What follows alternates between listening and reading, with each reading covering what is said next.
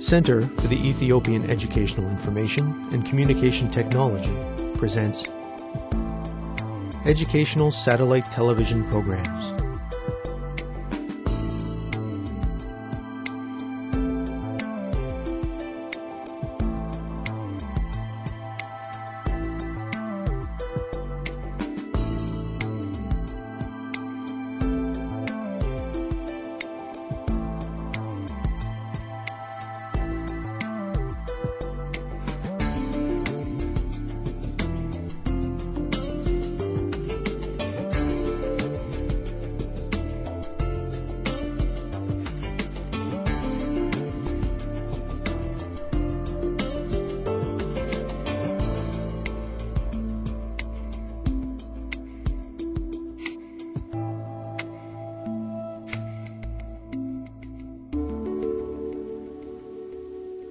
Hello, teacher. Hello, students. In our last lesson, we learned about the mode for grouped data. Then we learned about quartiles, deciles, and percentiles for grouped data. Today, we are going to learn about measures of dispersion. The parts of measures of dispersion we will learn about today are called range, variance, and standard deviation. When I say dispersion, I mean how much data is scattered or spread around a value like the median. If you are ready, we will begin with range. Range is the length of the smallest interval, which contains all the data. We find the range by subtracting the smallest observation, which we call the sample minimum, from the biggest, which we call the sample maximum. We use range to give us an idea of statistical dispersion. Statistical dispersion is the opposite of central tendency. We have already learned about central tendency when we learned about mean, mode, and median. Range is measured in the same units as the data. It is not the best measure of dispersion because it only uses 2 observations. For example, in the ordered data set A, B, C, the range is C minus A. Let us find the range of this data set together. First, we order our data set. Then, we subtract the smallest value in the data set from the biggest value in the data set. Here is the formula. Range equals maximum x minus minimum x. So, we subtract 2 from 25. Our range is 23. Very good, students. Next, we will learn to compute variance for ungrouped data. We can find the variance of a set of data from the mean, how far away the observations are from the mean. Deviation can be positive or negative. So we need to square these values to be sure the positive and negative values do not cancel each other out when we add up all the deviations. Variance is the average of the squared deviation of each item from the mean. We write it like this: delta squared. This is how we find variance. Here, where x with the line over it is the mean, n is the number of data values, and x stands for each data value in the right order. Remember that sigma x means add up all the values of x. So, this means subtract the mean from each data value, square it, then add all the values you have together. In the first activity, students, you will use this formula to find the variance. Students, let's get ready. Begin.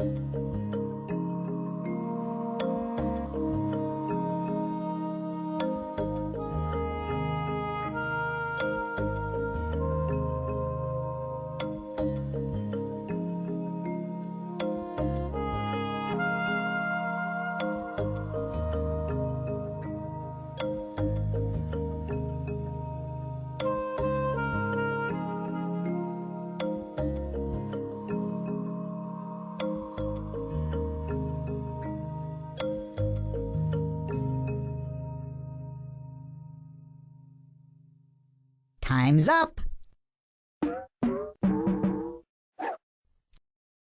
Let's get back to our lesson. Welcome back, students. I hope you all found the answer. Let me show you how I found the answer. It helps to use a table like this. Then we use the formula. Our answer is 31.11.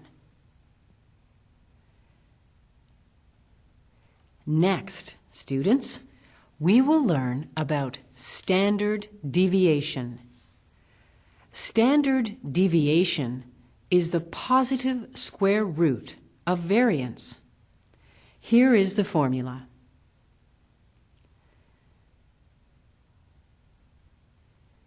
If I use the formula for the variance we found during our first activity, 31.11, the solution would look like this.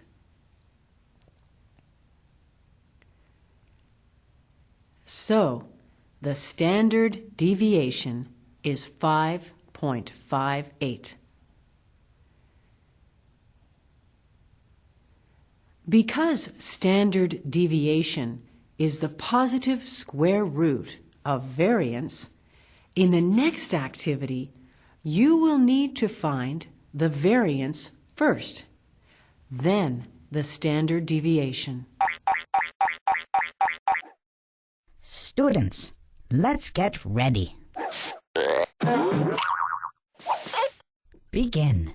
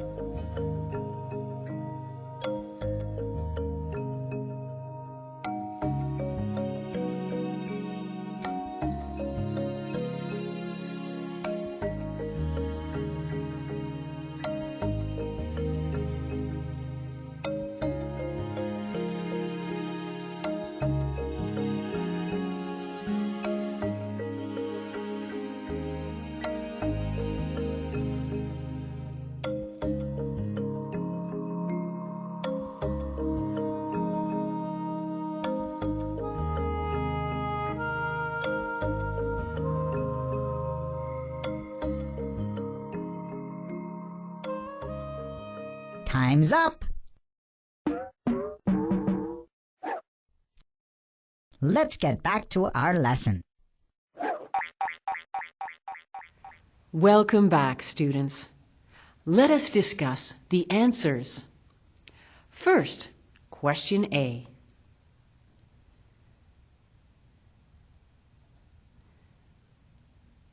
Remember, students, this is how we find variance. Variance is the average of the squared deviation of each item from the mean. So, the variance for question A is 7.76.